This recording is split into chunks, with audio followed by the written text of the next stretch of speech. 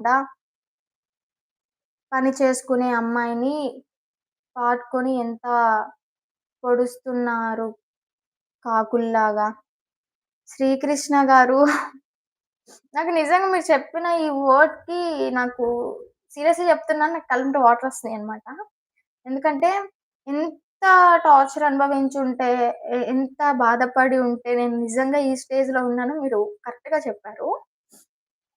ఎందుకు అంటే ఓ పక్కన నేను ఇన్‌ఫ్లూయెన్స్ అయిపోయి, అతని మాయలో పడిపోయి, అమ్మ-నాన్నని వదిలేసి అన్నయ్య వాళ్ళ మాట ఇనకుండా చాలా అంటే చాలా దారుణంగా, ఘోరంగా చేశా. వీడియోల ముందుకొచ్చి మాట్లాడడం. నిజం చెప్తున్నాను. నేను బయటకొచ్చిన తర్వాత చాలా అంటే చాలా రియలైజ్ అయ్యాను. అలాగే ట్రీట్‌మెంట్ గూడా తీసుకున్నాను కొంచెం.